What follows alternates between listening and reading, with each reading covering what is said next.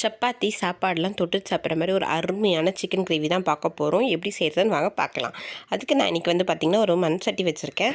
எந்த ஒரு டிஷ்ஷுமே நம்ம இந்த மண் பாத்திரத்தில் செய்யும்போது அவ்வளோ டேஸ்ட்டாக இருக்கும். ஸோ வாங்க 2 கரண்டி ஆயில் ஆட் பண்ணிக்கலாம். கூடவே எண்ணெய் நல்லா காஞ்சோடனே பார்த்திங்கன்னா சோம்பு ஆட் பண்ணிக்கோங்க.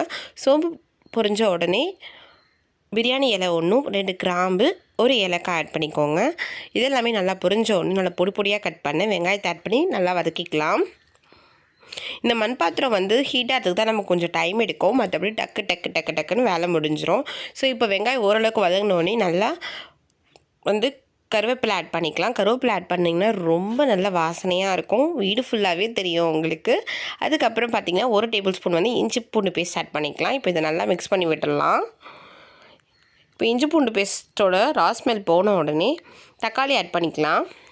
தக்காளி கொஞ்சம் நல்லா பழுத்த பழமாக பார்த்து நீங்கள் ஆட் பண்ணிங்கன்னா சீக்கிரமாகவே உங்களுக்கு வதங்கிடும். ஸோ இப்போ வெங்காயம் தக்காளி நல்லா ஒன்று சேர்ந்து வதங்கட்டும்.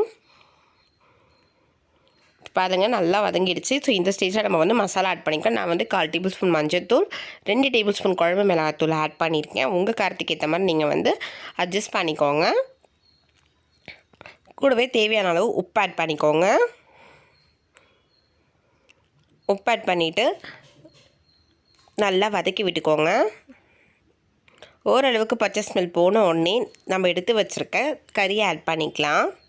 நான் இன்றைக்கி 1/2 கிலோ கறி எடுத்திருக்கேன்.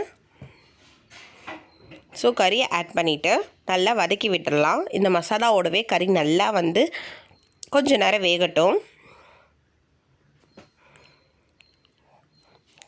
கறி நல்லா மிக்ஸ் பண்ணிட்ட உடனே ஒரு 1/4 கப் நல்லா புளிச்ச தயிர் ஆட் பண்ணிக்கோங்க. நம்ம எப்போவுமே பிரியாணிக்கு தான் பார்த்திங்கன்னா தயிர் ஆட் பண்ணுவோம். பட் கிரேவிக்கு ஆட் பண்ணி செய்யும்போது ரொம்பவே டேஸ்ட்டாக இருக்கும் சாப்பிட்றதுக்கு. கறியும் நல்லா ஜூஸியாக உங்களுக்கு வெந்து வரும்.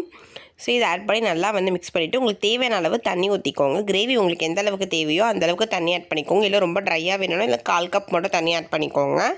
இப்போ ஓரளவுக்கு கிரேவி நல்லா ரெடியாகி கொதித்த உடனே நம்ம இடித்து வச்ச மிளகு சேர்க்க போகிறோம். மிளகு தூள் சேர்க்க இடித்து வச்ச மிளகு சேர்க்கும்போது உங்களுக்கு சளி, இருமல் எந்த ஒரு இதுவாக இருந்தாலுமே சரியாயிடும்.